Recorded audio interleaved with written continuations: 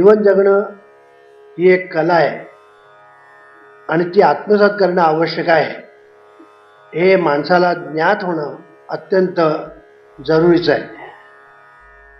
कारण जीवन जगणं ही एक कला आहे हे आपल्याला आतापर्यंत माहीत नसल्यामुळे आपण कसं तरी जीवन जगत आलो.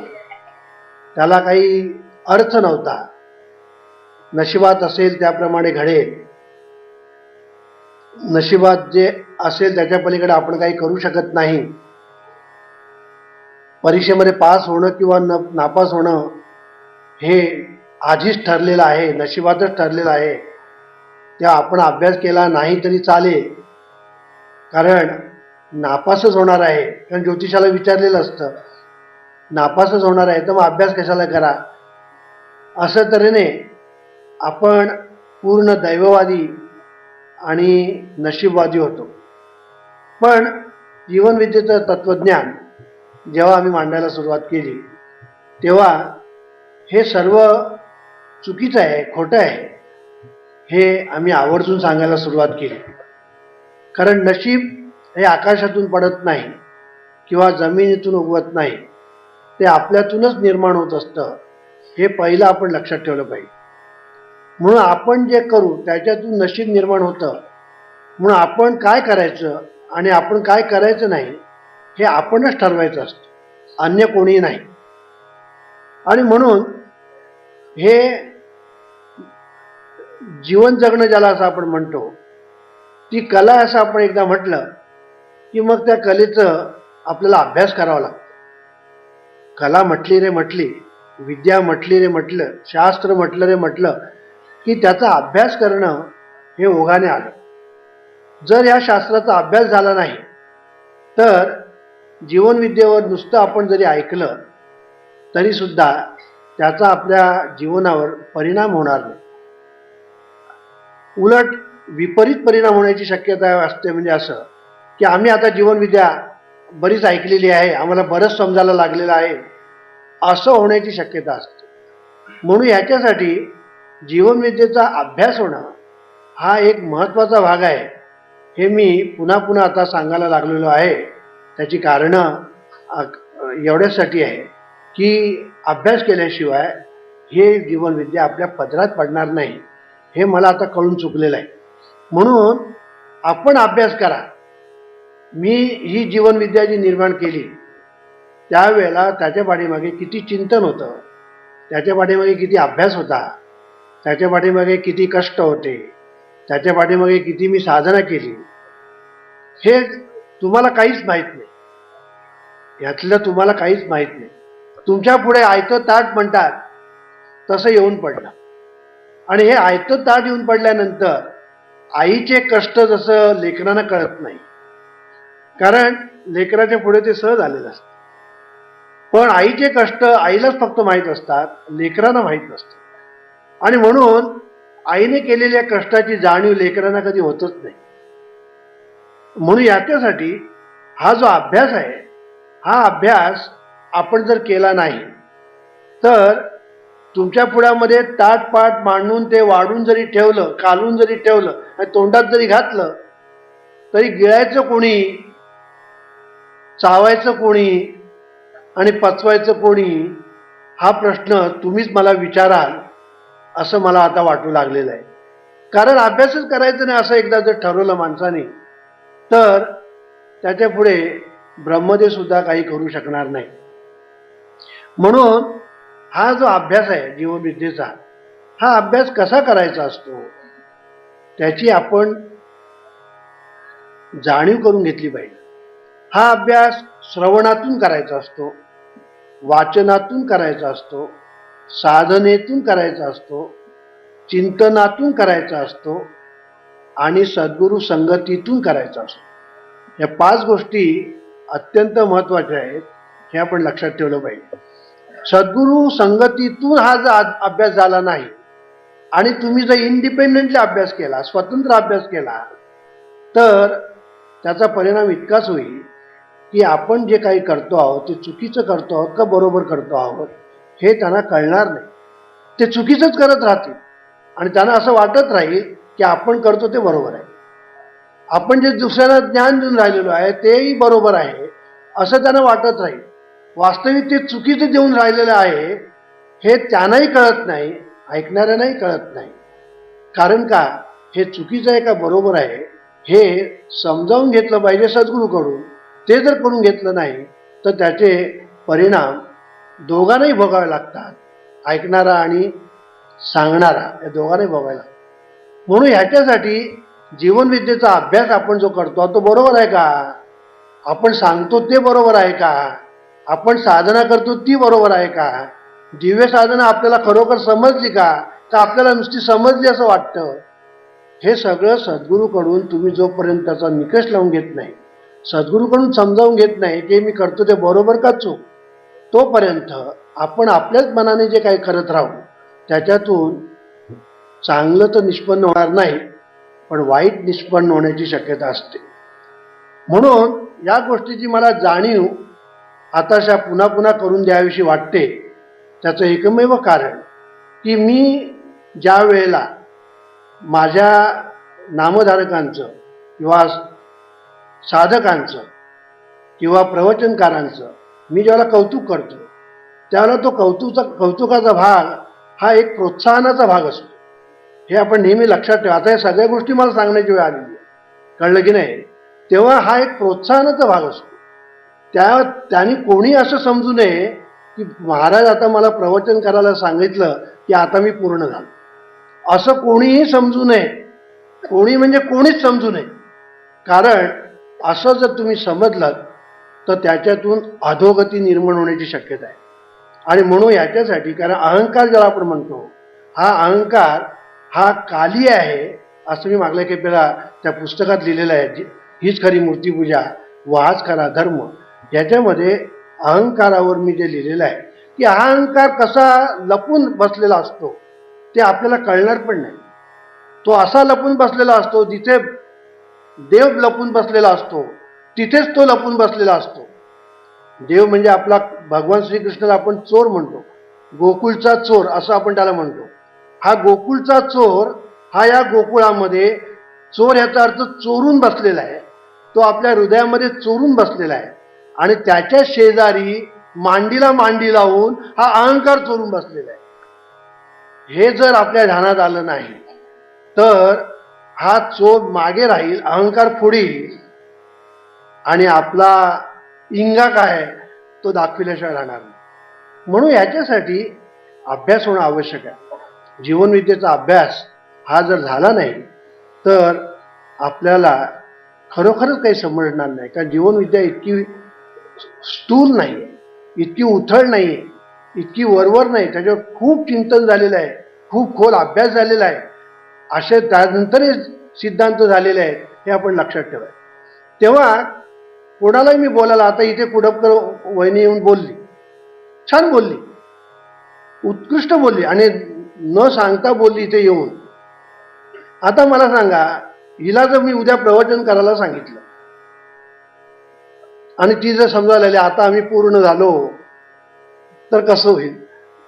तर सांगायचा मुद्दा असा की मी कोणाला बोलायला सांगितलं, प्रवचन करायला सांगितलं तर त्याचा अर्थ तो पूर्ण झाला असं कोणीही समजून घेऊ नये. तो पूर्ण झाला की न झाला हे सद्गुरूंनी ठरवायचं असतं, हे स्वतः ठरवायचं नसतं. तेव्हा ह्या सर्व गोष्टी मी का पुन्हा पुन्हा सांगतो आहे की शेवटी तुम्ही जे कराल ते माझ्यापर्यंत येऊन पोहोचणार, हे आपण लक्षात ठेवायचं. तुम्ही जे कराल ते माझ्यापर्यंत येऊन पोहोचणार. म्हणून तुम्ही जर चांगलं केलं तर ते माझ्यापर्यंत येऊन पोहोचणार आणि वाईट केलं तर तेही माझ्यापर्यंत येऊन पोहोचणार.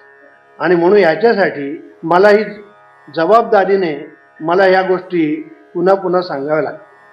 तेव्हा प्रवचन करणं, कीर्तन करणं, अभ्यास वर्ग घेणं हा साधनेचा भाग म्हणून करायचा असतो. हा साधनेचा भाग, हा अभ्यासाचा भाग म्हणून करायचं असतं. आपण पूर्ण झालो म्हणून करायचं नसतं, किंवा आपण आता दुसऱ्यांना शिकवायला पूर्ण झालो, शिकवायला आपण आता हरकत नाही अशी भूमिका असता कामा नये. तर हा मी अभ्यास करतो आहे आणि हा अभ्यास कदाचित मी सांगताना चुकतही असेल तर ते मी समजावून घेतलं पाहिजे की मी हे सांगताना चुकलेलं आहे का बरोबर आहे, हे समजावून घेतलं पाहिजे. आणि सर्वात महत्त्वाचं म्हणजे दिव्यबोध आणि दिव्य साधना मी जी दिलेली आहे, बरेच लोकांना ती कळलेली नसते. दिव्यबोध दिव्य साधना जर तुम्हाला कळली नाही, तुम्हाला जीवनविद्याही समजणार नाही, जीवनविद्या समजणार नाही. आणि दिव्यबोध आणि दिव्य साधनेचा तुम्ही अभ्यास जर केला नाही तर दिव्यबोध दिव्य साधना तुम्हाला कळणार कशी. म्हणून अभ्यास केला नाही कुठला, जीवनविद्येचा एका बाजूने अभ्यास, एका बाजूने साधनेचा अभ्यास. दिव्यबोध दिव्य साधना, या दिव्य हा शब्द पाठीमागे जो लावलेला आहे त्याचं कारणच हे आहे की ही साधनच दिव्य आहे. मग दिव्यबोधामध्ये सुद्धा आणि व्यवस्थित रीतीने तो अभ्यास केला जातो. तो जो अभ्यास जो आहे तो आम ब्रह्मास्मी सारखाच होतो की झोपेमध्ये सुद्धा मनुष्य जसा मी जागा आहे म्हणतो, तसं अहम ब्रह्मास्मी म्हणणारे सुद्धा जे असतात, सोहम म्हणणारे जे असतात, ते अहम ब्रह्मास्मी म्हणतात. पण अहम ब्रह्मास्मी म्हणत असताना हा मी जो अमुक आहे तोच ब्रह्मास्मी असं ते म्हणत राहतात. म्हणजे शरीराच्याच अंगाने ते म्हणत राहतात मी ब्रह्म.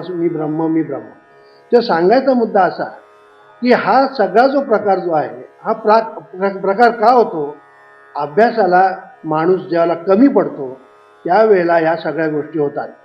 आणि म्हणून दिव्य साधनेचा अभ्यास आणि दिव्य बोधाचा अभ्यास दोन्ही व्हायला पाहिजे. कित्येक लोकांना मी विचारतो तुम्ही रजिस्टर ठेवलंय का, तर बरेच लोक सांगतात हो मी सुरुवातीला 4 महिने ठेवलं, आता ठेवत नाही. म्हणजे काय पूर्ण झालास, आता तू ठेवत नाही म्हणजे काय तू पूर्ण झाला का. तेव्हा सांगायचा मुद्दा असा की सद्गुरू आपल्याला जे करायला सांगतात ते आज्ञा म्हणून करत राहणं, ते आपल्याला जमो किंवा न जामो आपण ते करत राहणं. ते करत असताना आपल्याला काय अडचण आली तर ती समजावून घेणं, ह्या गोष्टी महत्त्वाच्या असतात. पण गंमत काय झालेली आहे की जे सहज मिळतं, जे फुकट मिळतं, जे कष्ट केल्याशिवाय मिळतं त्याची किंमत राहत नाही. हा सर्व ठिकाणचाच प्रकार आहे की त्याची किंमत राहत नाही. तुम्ही एखादी वस्तू फुकट द्या कोणाला, त्याचं काही महत्त्व राहणार नाही, त्याचं काही महत्त्वच राहणार नाही. पण त्याला कष्ट केल्यानंतर मग ती गोष्ट द्या त्याला, मग त्याला त्याची किंमत कळेल. म्हणून एक काळ असा होता की दिव्यबोध आणि दिव्य साधना देताना माणसाची परीक्षा पाहून देत होते. त्याला कष्ट तर करायला लावत होतेच, पण त्याचा अपमानही करत होते जाणून बुजून. कळलं की नाही, जाणून बुजून अपमान करायचे, जाणून बुजून त्याला कष्ट करायला लावायचे. आणि एवढं केल्यानंतर तो पास झाला की मग त्याला दिवे झाले, नाही तर दिवे साधन त्याला दिलीच जात नाही. हे का करत होते, त्याचं कारण एकच होतं की ह्याच्या ठिकाणी स्थूल अहंकार जो आहे त्याचं प्रमाण कमी झालं की नाही याच्यासाठी ते करत होते. तर स्थूल अहंकार जोपर्यंत कमी होत नाही तोपर्यंत सूक्ष्म अहंकारापर्यंत सद्गुरूचा बोध जाऊ शकत नाही. म्हणून ह्याच्यासाठी स्थूल अहंकार काढण्यासाठी हा एक प्रकार पूर्वी करत. पण नाम संप्रदाय मंडळामध्ये स्थूल अहंकार कमी करण्यासाठी मी दिव्यबोधाची एक मात्रा नवीन सुरू केली, जी पूर्वीचे लोक करत नव्हते. पूर्वीचे लोक काय करत होते ते मगाही सांगितलं. पण आताचा काळ बदललेला आहे आणि लोकांना हे मिळाली पाहिजे, त्यांचं कल्याण झालं पाहिजे. म्हणून याच्यासाठी दिव्यबोधाची मात्रा मी दिली. कशासाठी, स्थूल अहंकार कमी करण्यासाठी. पण दिव्यबोधाचा अभ्यासही होत नाही, दिव्य साधनेचाही अभ्यास होत नाही. आणि याचाच एक परिणाम असा होतो, बरं आपण जो अभ्यास करतोय तो बरोबर करतोय का चूक करतोय तेही समजावून घेण्याचा कोणी प्रयत्न करत नाही. आणि ह्याच्यातून तो परिपूर्णता जी यायला पाहिजे ती येत नाही. आणि म्हणून याच्यातून गंमत अशी होते की सांगणारे आणि ऐकणारे हे दोघेही निसगाई ज्याला आपण म्हणतो, दोघेही चुकत असतात आणि दोघांनाही आपण चुकत आहोत हे कळत नसतं. म्हणून याच्यासाठी हे जे काही मी सांगून राहिलेलं आहे ते फार महत्त्वाचं आहे. आणि हे मी का सांगतो आहे तेही तुम्हाला ज्ञात आहे. आणि म्हणून याच्यासाठी अभ्यास वर्गावर मी हल्ली जो जोर दिलेला आहे त्याचं कारण आहे, बाबा अभ्यास करा, नाहीतर काय आता क्वांटिटीपेक्षा क्वालिटी महत्त्वाची आहे हे आता आपल्याला लक्षात आलं पाहिजे. की 1000 माणसं येतात ती महत्वाची का 100 माणसं येतात पण ती अभ्यास करणारी आहे ती महत्वाची, असा ज्या वेळेला प्रश्न निर्माण होईल तेव्हा 100 माणसं जी अभ्यास करतात ती महत्वाची आहे असं म्हणण्याची खरं म्हणजे वेळ येते. म्हणून याच्यासाठी जे अभ्यासच करत नाही ते स्वतःच नुकसान करत असतं. तर शेवटी जीवनविद्येचा अभ्यास होणं हे जर आपल्या हातून घडलं नाही तर नुकसान कोणाचं होणार आहे? आपलंच होणार आहे. आपण जर अभ्यास केला नाही, शाळेमध्ये मुलं गेली, मास्तरनी शिकवलं, प्रोफेसरनी शिकवलं, पण त्याने जर अभ्यासच केला नाही तर नुकसान कोणाला होणार? प्रोफेसरचं होणार नाही, ते मास्तरचं होणार नाही, त्यांचे पगार तिकडे चालूच आहे, त्यांना ते मिळणार. पण नुकसान होणार ते त्या विद्यार्थ्यांचं होतं, कारण त्यांनी अभ्यास केलेला नसतो. तसं इथे आहे. इथे तुम्ही जर अभ्यास केला नाही तर माझं काहीच नुकसान नाही. कळलं की नाही? आणि म्हणून याच्यासाठी आपण हा अभ्यास करावा. अभ्यास वर्ग मी सांगितलं, अभ्यास वर्ग कोणी करायचे? कोणीही. अभ्यास वर्ग कोणी करायचे? कोणी. अगदी नवरा बायको जर नामसंग्रह मंडळामध्ये असेल तर दोघांनी घरामध्ये बसून जेवण बिवण सगळं झालं की दोघांनी मिळून बसून सुद्धा अभ्यास करायला हरकत. तू वाच, मी ऐकेन, मी वाचतो, तू ऐक, काय तुला समजलं तर तू सांग, मला काय समजलं ते मी तुला सांग. आता दोघे एकमेकांना जेव्हा सांगतील तेव्हा आपल्याला काय समजलेलं नाही हे त्यांना तिथेच कळणार, हे तिथेच त्यांना कळणार. मग त्यांच्या लक्षात येईल की आपला अभ्यास काहीच झालेला नाही, आता आपण हे चांगलं वाचलं पाहिजे. तुम्ही जितकं अधिक वाचाल तितकं तुमच्या डोक्यामध्ये हळूहळू प्रकाश पडायला लागेल, हळूहळू. कारण अंधारच असतो, सर्व अंधारच असतो. एखाद्या अंधाऱ्या उजेडातून तुम्ही अंधारा खोलीमध्ये जर गेलात तर त्या खोलीमध्ये सगळा अंधार असतो, काही दिसत नाही गेल्याबरोबर. पण त्या ठिकाणी थोडा वेळ डोळे उघडे ठेवून जर उभे राहिला हळूहळू हळू हळू हळू त्या ठिकाणी तुम्हाला दिसायला लागेल आणि मग स्वच्छ दिसायला लागेल. तसं हा जो अभ्यास वर्ग जो आहे त्याच्यामध्ये अभ्यास वर्ग घेणारा आणि अभ्यासा वर्गाला आलेले हे दोन्हीही एकाच लेवलचे असतात. याच्यामध्ये उंच आणि नीच किंवा श्रेष्ठ आणि कनिष्ठ हा भाग नाही, आणि तिथे कोणी कोणाला नमस्कार करण्याचा भाग नाही, आणि कोणी कोणाला नमस्कार करूही नका. नमस्कार करायला तुम्ही एकदा सुरुवात केली, मी मागल्या केव्हा सांगितलं होतं की तो सर्प त्या अंगठ्याला जर चावला तर त्या अंगठ्यापासून विष चढत चढत चढत चढत चढत ते डोक्यापर्यंत जातं. तसं तुम्ही एकदा नमस्कार करायला सुरुवात केली की ते नमस्कार कुठे करणार? तुम्ही पायाकडे. मग तिथून जे अहंकाराचं विष वर चढत चढत जाईल ते मेंदू पडेल. तेव्हा या सर्व गोष्टी ज्या आहेत ह्या आपण लक्षात ठेवल्या पाहिजे. आणि अभ्यास वर्ग करत असताना हा अभ्यास वर्ग हा साधनेचा एक भाग आहे, म्हणून मी अभ्यास वर्ग घेतो आहे. आपण सगळे सारखे आहोत, आपण एकमेकांचा अभ्यास एकमेकांनी घ्यायचा आहे. तुला काय समजलं ते मला सांग, मला काय समजलं तुला सांग, आणि दोघांना समजलं नाही सद्गुरूला जाऊन विचारू, अशी ज्यावेळेला भूमिका असेल त्यावेळेला तुमचा अभ्यास वर्ग खऱ्या अर्थाने चांगला जातो. पुन्हा अभ्यास वर्ग कसा चालतो, कसा करायचा असतो त्याचंही सुंदर मार्गदर्शन मी केलेलं आहे. ज्यांना अभ्यास वर्ग चालू करायचे असतील त्यांच्यासाठी सांगतो की प्रश्न आणि उत्तर आपली जी आहे जीवनविद्येचा मंगल कलश, याच्यामध्ये प्रश्न आणि उत्तर आहे. प्रश्न वाचायचं, उत्तर वाचायचं, 3दा वाचायचं. म्हणजे आलेले जे लोक असतात त्यांना त्या पुस्तकात काय लिहिलेलं आहे 3दा वाचल्यामुळे कळेल, आणि जे वाचून आलेले आहेत त्यांना अधिक कळेल. पुन्हा दुसरी महत्त्वाची गोष्ट की जो विषय त्यामध्ये मांडलेला आहे त्या विषयाच्या संदर्भात माझ्या इतर पुस्तकामध्ये जो विषय मांडलेला आहे त्याचा पुन्हा अभ्यास करायचा. उदाहरणार्थ श्रद्धेवर मी जर लिहिलं असेल जीवनविद्येचा मंगल कलश, त्याच्यावर प्रश्न आणि उत्तर असेल तर त्या संदर्भामध्ये मी इतर ठिकाणी काय लिहिलेलं आहे इतर माझ्या पुस्तकात त्याच्यातून वाचन जर केलं, त्याच्यातून अभ्यास केला तर तो एक समग्र अभ्यास होईल. आणि असा समग्र अभ्यास करण्याची तुम्ही जर सवय लावाल तेव्हा तुम्हाला त्या अभ्यासातून हळूहळू हळूहळू हळू आणि जीवनविद्या खऱ्या अर्थाने समजावी. जीवनविद्या तुम्हाला खऱ्या अर्थाने समजेल तेव्हा तुम्हाला सद्गुरूचं खरं महत्त्व समजेल, तोपर्यंत समजणारच नाही. हे आपण पहिलं लक्षात ठेवायचं की सद्गुरूचं महत्त्व तेव्हाच समजेल जेव्हा जीवनविद्येचा तुम्ही खरा अभ्यास कराल, तेव्हा साधनेचा तुम्ही खरा अभ्यास कराल तेव्हा तुम्हाला सद्गुरूचं खरं महत्त्व समजेल. आणि सद्गुरूचं खरं महत्त्व समजेल तेव्हा तुम्हाला सद्गुरूचं खरं प्रेम निर्माण होईल. तेव्हा सांगायचा मुद्दा असा की हा सगळा विषय जो मी सांगतो आहे त्याच्या पाठीमागे उद्देश एकच आहे की तुमचं भलं व्हावं. हा उद्देश एकच आहे की तुमचं भलं व्हावं एवढ्यासाठी हे मी पुन्हा पुन्हा सांगतो, अभ्यास वर्ग घ्या, अभ्यास करा, साधनेचा अभ्यास करा, दिव्य साधनेचा अभ्यास करा.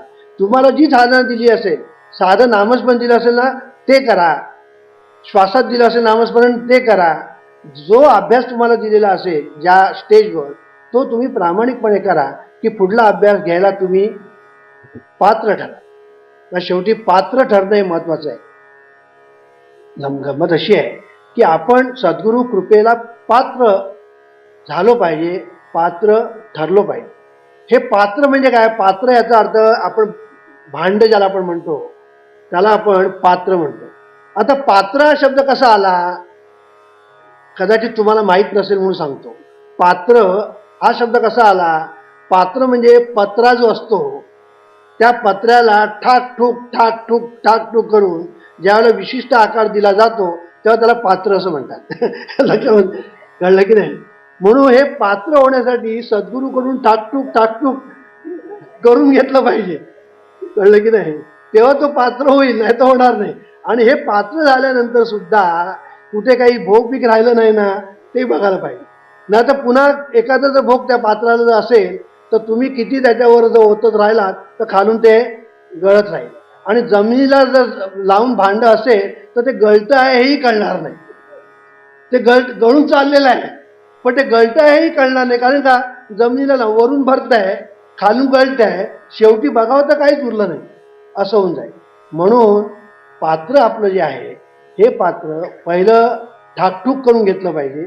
आणि कुठे काही त्या ठिकाणी आणि भोग राहिलं नाही ना, त्या ठिकाणी काही उणीव राहिलेली नाही ना, ह्याचाही आपण शोध घेतला पाहिजे. आणि म्हणून हे जोपर्यंत होत नाही तोपर्यंत आपण सद्गुरू कृपेला पात्र होत नाही. पात्र होत नाही याचा अर्थ असा, सद्गुरू जे देतात ते आपण घेऊ शकत नाही. झोळीत जर फाटकी असेल तर सद्गुरूंनी दिलेलं त्या झोळीमध्ये कसं राहणार? म्हणून सद्गुरू जे देतात ते घेण्यासाठी आपण पात्र ठरलो पाहिजे. आणि पात्र तुम्ही तेव्हाच ठराल ज्या वेळेला तुमची झोळी फाटलेली नसेल, पात्र भोग पडलेलं नसेल त्यावेळेला. ते सांगायचा मुद्दा असा की जीवन जगणं ही एक कला आहे. हे जीवन विद्येचं जे शास्त्र आहे, जे तत्व आहे, जे ज्ञान आहे, हे आपल्याला तेव्हाच समजेल ज्या वेळेला तुम्ही अभ्यास कराल त्यावेळेला. आणि हे एकदा अभ्यास करायला लागल्यानंतर मग हे आपल्या ठिकाणी मूर्त आहे की न मूर्त आहे ह्याची काही कसोट्या ज्या असतात त्या आपण आपल्या तपासायच्या असतात. आपण आपल्याच मग पूर्वी आपण कसे होतो, आता आपण कसे झालो. पूर्वी आपल्या ठिकाणी अहंकार किती होता, आता आपल्याकडे अहंकार किती राहिला. पूर्वी आपल्या ठिकाणी विचार किती येत होते, आता विचार किती येतात. पूर्वी विचार कसले येत होते, आता कसले विचार येतात. आता आपण दुसऱ्यांकडे वागताना कसे वागतो, ते नम्रतेने वागतो का आध्यतेने वागतो. हे सर्व गोष्टी ज्या आहेत त्या सर्व गोष्टी म्हणजे आपण आपलीच परीक्षा करायची असते. सद्गुरू करतच असतात. एक लक्षात ठेवायचं, सद्गुरू परीक्षा करतच असतात पण नापास झाले का पास झाले एवढं जाहीर करत नाही. एक लक्षात ठेवायचं, तुम्ही तुमच्या चेहऱ्याकडे पाहिलं की सद्गुरूला कळतं याचा अभ्यास किती झालेला आहे, याने किती साधना केलेली आहे, हे चेहऱ्याकडे पाहिल्याबरोबरच कळतं. दोन शब्द बोलला तरी सुद्धा कळतं. पण सद्गुरू जाहीर करत नाही हा पास झाला का नापास झाला. कळलं की नाही? त्या तुम्ही म्हणा का बा तुम्ही जर जाहीर केलं असतं तर बरं झालं असतं, म्हणजे आम्हाला निदान कळलं तरी असतं. कळलं की नाही? की आम्ही बा खरोखर अभ्यास आमचा बरोबर चाललाय की न चाललाय, आम्ही पास झालो की नापास झालाय हे आम्हाला कळलं असतं. तुम्ही आम्हाला सांगत जा. खरं सांगायचं म्हणजे सद्गुरू सांगतच असतात. पण तुम्हाला ते सांगितलेलं जर कळलं नाही तर काय उपयोग. माका नि तुका असं जर तुम्ही म्हणायला लागला तर तुम्हाला सांगून तरी काय उपयोग आहे. म्हणून ह्याच्यासाठी सद्गुरू सांगत असतात, सद्गुरू उपदेश करत असतात. सहज बोलणे हाच उपदेश, करुणी सायास शिकविती. सांगत असतात, ते बोलत असतात म्हणजे शिकवत असतात, ते सांगत असतात म्हणजे शिकवत असतात. आणि म्हणून त्यांच्या बोलण्यातून, सांगण्यातून, पाहण्यातून ते शिकवतच असतात. आणि याच्यासाठी आपण त्यांच्याकडून धडे घ्यायचे की गधडे राहायचं हे शेवटी आपल्यावर असतं. हे शेवटी आपल्यावर असतं. आणि म्हणून याच्यासाठी धडे गिरवणं हे फार महत्त्वाचं असतं. जे धडे गिरवत नाहीत ते गधडे राहतात. बघा, शाळेमध्ये जी मुलं मास्तरने दिलेले धडे गिरवत नाही ते गधडे राहतात. ते पुढे जाऊ शकत नाही. ते एका इयत्तेतून दुसऱ्या इयत्तेत, दुसऱ्या इयत्तेतून तिसऱ्या जाऊ शकत नाही. शेवटी कसे तरी ढकलत ढकलत ढकलत तो मॅट्रिकला अडकतो. शेवटी तो मॅट्रिकला अडकतो. तो ढकलत ढकलत गेला. आमचे एक नातेवाईक होते, त्यांना ढकलत ढकलत ढकलत नेले मॅट्रिकपर्यंत. पण मॅट्रिकला 7व्या नापास झाले. कळलं की नाही? मॅट्रिकला 7व्या नापास झाले. इंटरला तर पुढे गेलेच नाही. ते इंटरला तिकडेच त्यांची इंटर्नशिप गेली, तिकडे संपलं. कळलं की नाही? मला सांगायचा मुद्दा काय की अभ्यास ज्याला आपण म्हणतो, धडे, सद्गुरू जे धडे देतात ते आपण गिरविले पाहिजे. सद्गुरू जो अभ्यास देतात तो आपण केला पाहिजे. सद्गुरूंनी जी पुस्तकं लिहिलेली आहेत त्याचा अभ्यास केला पाहिजे. कित्येक साधक मला असे ठाऊक आहेत की सद्गुरूंची पुस्तकं वाचण्याची इतर दुसरी कुठली तरी पुस्तकं वाचतात. कळलं की नाही? मग सांगायचा मुद्दा काय की त्यांचं वाचू नये असं मला म्हणायचं आहे. त्यांचं वाचा, पण कधी हे वाचल्यानंतर वाचा ना, हे तुम्ही पक्क झाल्यानंतर वाचा. नाही तर हे वाचायचं नाही किंवा अर्धट वाचायचं आणि ते वाचायचं म्हणजे शेवटी मनामध्ये गोंधळ. शेवटी मनामध्ये गोंधळ. का त्याने काय लिहिलेलं, त्यांचं तत्वज्ञान वेगळं, जीवनविद्येचं तत्वज्ञान वेगळं, आणि यांची तुम्ही सरमिसळ केली की तुमच्या मनामध्ये त्याची भेळच तयार व्हायची, त्याची मिसळच तयार व्हायची. म्हणून याच्यासाठी एक गोष्ट लक्षात ठेवली पाहिजे की इतर कुठलीही पुस्तकं वाचण्यापूर्वी सद्गुरूंची पुस्तकं वाचा. जर तुम्हाला जीवनविद्या पाहिजे असेल तर, व जीवनविद्या नको मग दुसरं वाचा, काही हरकत नाही, म्हणजे प्रश्नच मिटला. पण वकिलीच्या टर्म भरायच्या आणि डॉक्टरच्या लेक्चर्सला जाऊन हजर राहायचं किंवा डॉक्टरच्या मेडिकल कॉलेजमध्ये जाऊन टर्म भरायच्या आणि लॉ कॉलेजमध्ये जाऊन आणि तिकडे लेक्चर्सला अटेंड करायचं, असं जर मनुष्य करू लागला तर तुम्ही त्याला काय म्हणाल? मूर्ख आहे म्हणणार. ह्याला ठाण्याच्या हॉस्पिटलमध्ये नेऊन सोडलं तर लोकांचं कल्याण होईल असं तुम्ही म्हणाल. म्हणून याच्यासाठी तुम्हाला जर जीवनविद्या पाहिजे असेल तर जीवनविद्येचा अभ्यास करा. अहो, किती पुस्तकं आपण लिहिली आहेत जीवनविद्येवर, निरनिळ्या अंगाने निरनिळ्या तऱ्हेने पुस्तकं लिहिलेली आहेत आपण. त्याचा अभ्यास जर तुम्ही केला नाही तर आम्ही आता काय म्हणणार? आता आम्ही म्हणण्यापेक्षा जे काय म्हणायचं ते तुम्हीच म्हणा, म्हणायचं ते तुम्हीच म्हणा. ईश्वरा सर्वांना चांगली बुद्धी दे, आरोग्य दे, सर्वांना सुखात आनंदात ऐश्वर्यात ठेव. सर्वांचं भलं कर, कल्याण कर, रक्षण कर,